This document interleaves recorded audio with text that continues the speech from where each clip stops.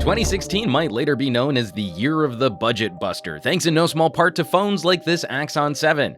On paper, the specs sound almost too good to be true, but are we facing any compromises to reach that $400 price point?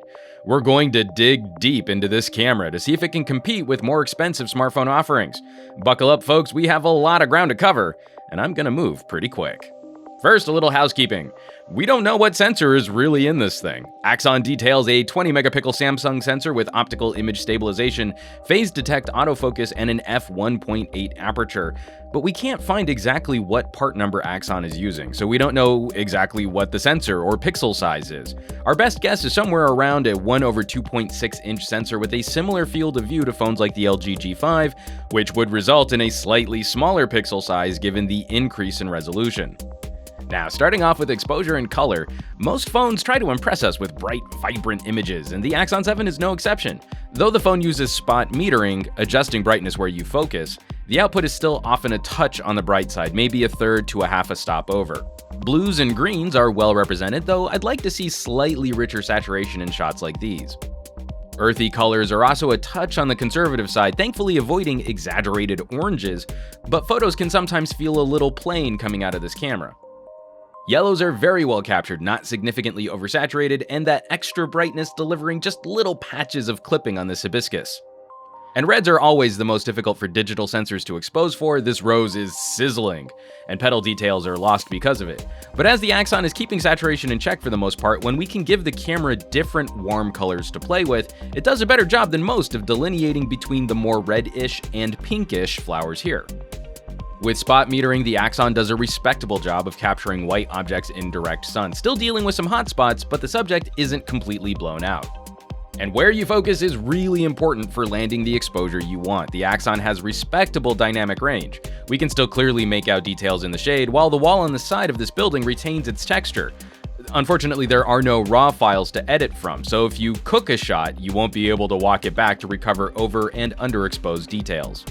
Looking at file sizes, JPEGs are between 5 and 12 megabytes per exposure, and this phone records UHD video somewhere in the ballpark of a 40 megabit per second bitrate. A minute of video should land just under 400 megabytes.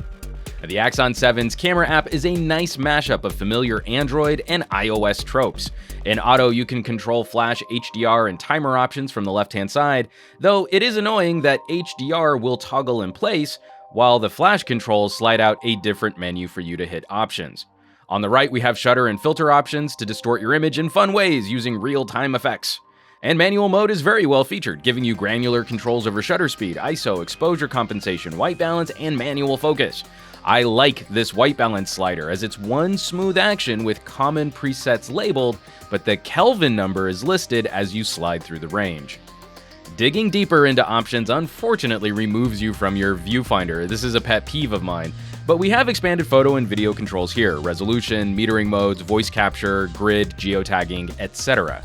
A video mode is super basic, only giving us the ability to toggle the flash as a spotlight and slide modest exposure adjustments after focusing. And that focusing action can be a bit frustrating, as this is another phone which forces you to lock focus and exposure even while shooting video. Or after a couple seconds, it will reset and move to full auto exposure. This requires a tap to focus, then a completely separate long press to lock the exposure. You can't lock it with one long gesture. From here, the focus indicator can still be moved though, and I found it impossible to focus and keep the lock on exactly the object I focused on. Removing my finger always resulted in a slight shift away from where I initially tapped on the screen. And talking about focus, that focusing speed isn't anything to write home about either. For everything but extreme macro performance, the Axon was consistent and reliable, but the actual time to lock is maybe lower mid-pack. Thankfully, the focusing action is smooth and it looks pretty nice when you're focusing during video. Circling back to macro shots, this was where the Axon fought me the most. Closest focusing distance is actually quite good, getting you around 3 inches away from the lens. But at this distance, the autofocus is easily confused in busy situations. For photos, you can switch to manual focus, but video would just refuse to find this little flower.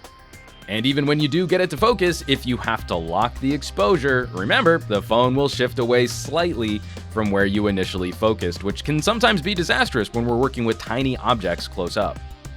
Moving to white balance, I'm happy to see Axon playing a bit more with the quality of light than trying to find the pure white of your subject.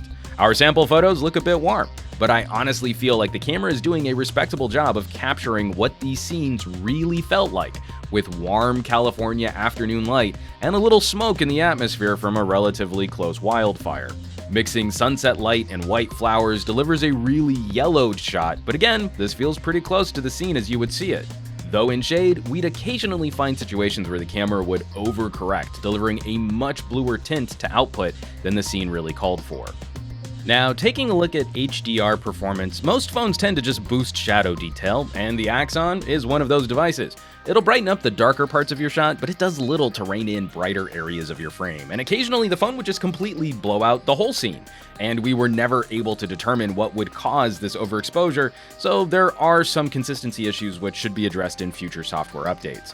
This is a shame because the Axon is also one of the slowest we've tested at processing an HDR photo, and this is absolutely not a setting we'd use if there's any kind of movement in your scene, like say a flower gently listing in a light breeze, or this gentleman who was really slowly walking through my background. In light this bright, there's no reason an HDR photo couldn't use a fast enough shutter to avoid this ghosting. And this slow performance is exacerbated at night, where it was exceedingly difficult to deliver a crisp, handheld HDR photo in low light conditions.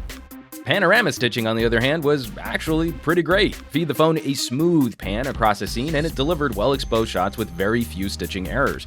Even in a busy shot like this, the power lines are a bit bumpy, but none of them are broken. This is very well done. Okay, because you guys are going to ask about it, I hate selfies. The 8 megapixel front camera here delivers respectable results, but even in good light and not using any beauty filters, expect some smoothing and noise reduction filtering to blur detail. These effects are increased when your subject is underexposed, but thankfully we do get some exposure compensation options to dial in brightness. Video is 1080p, but with no stabilization, it's pretty twitchy. We'd really like to see phone manufacturers start using some kind of software stabilization for our front-facing shooters. Moving to low light shots, we can easily see another compromise on the Axon, and that's lens quality, prone to flaring, fringing, and delivering similar distortion to what we saw on LG's last phone. The rays of light from this lamp above the creepy tunnel are a bit warped, for example. This phone does find a happy balance between capturing fine detail and obliterating that detail with noise reduction filtering, but it does make up some of that filtering with a little extra sharpening. The final image viewed as a whole is usually pleasant, but pixel peepers might be disappointed, which is another opportunity for me to reiterate that pixel peeping is bad and you shouldn't do it. When shooting in auto, the camera will open the shutter for up to 1/10 of a second, but the optical image stabilization here isn't quite robust enough to rein in handshake. With just a little extra light, street scenes are easier to capture. Our creepy gate shows off again that the Axon is taking its white balance cues more from lighting information than from the true white of your subject, as the scene is lit by a really ugly security lamp. And lastly, a flower in almost no light, the Axon was barely able to lock focus after several attempts, but after 5 shots, this was the closest we could get to a clear capture. Looking at some longer exposures, manual mode is always fun to play with some streaking taillights or light painting photos, and with up to a 23-second shutter speed, you'll have plenty of time to play with some fun effects. Now, it really seems the Axon pushes shutter speed to lengths that the image stabilization can't quite keep up with, and this is readily apparent in the super night mode. This mode absolutely requires a tripod, and some exposures were multiple seconds long, but the final results were almost always just blown out and super bright. I couldn't get a handle on what conditions this mode was actually for, and you're probably better served by setting up your own long exposure using manual options. Moving to video, the Axon is capable of shooting H.265 compression video. The bitrate stays the same, but that means we should see a higher quality output over H.264 compression. To my eye, there's very little difference when comparing similar shots. Both create blocky artifacts in consistent blue up in the sky, but maybe the H.265 artifacts are a little bit smaller? Maybe?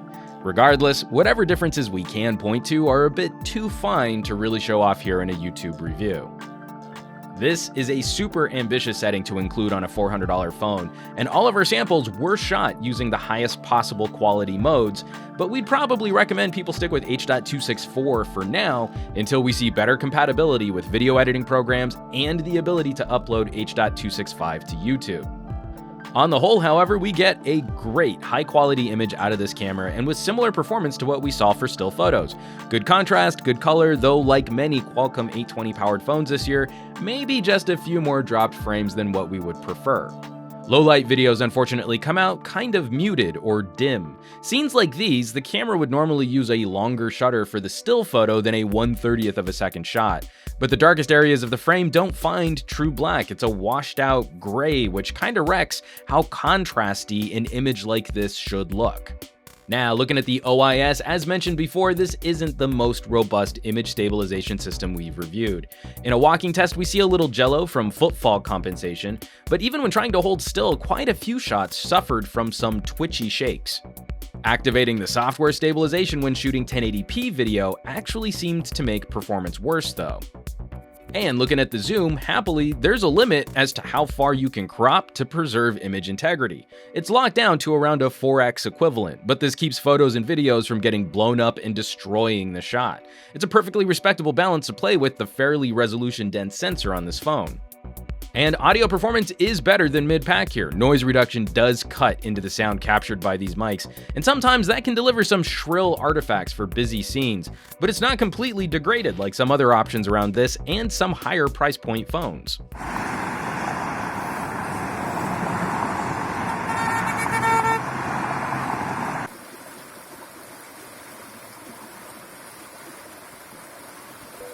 Now for a transition test, moving from dark to bright and back, exposure changes happen in fairly deliberate steps, which aren't particularly pleasant, especially moving from bright to dark. But happily, the camera seems to hold on to focus and white balance relatively well while adjusting to lighting changes.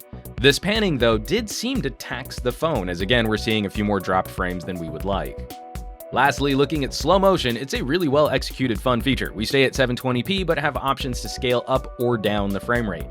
Videos are finished off with the speed adjustment baked in though, with no audio. There's also quite a bit of sharpening happening as there's a moire effect on these car grills, but overall this is a solid option for slowing things down. So let's wrap this up. Where does that leave us with the camera on the ZTE Axon 7? It really is exciting what level of camera performance we've come to expect out of mid-range priced phones. The Axon 7 joins the OnePlus 3 in delivering an incredible bang for buck. There certainly are issues here and some frustrations in how much the software might fight you in some shooting conditions, but overall I enjoyed my time shooting on this phone, and I think we got some nice images out of it. There are still reasons why someone would want to pay more for a phone when looking at camera performance, maybe faster autofocus, raw photo capture, or more polished user interface. But for folks shopping in this price tier, we don't think you're likely to find any serious deal breakers. This phone is a treat. As always, thanks so much for watching. Be sure to subscribe to this channel for our full Axon 7 coverage and help us out with some sharing on your favorite social networks. For Pocketnow, I'm Juan Carlos Bagnell, some gadget guy on Twitter and Instagram, and I will catch you all on the next review.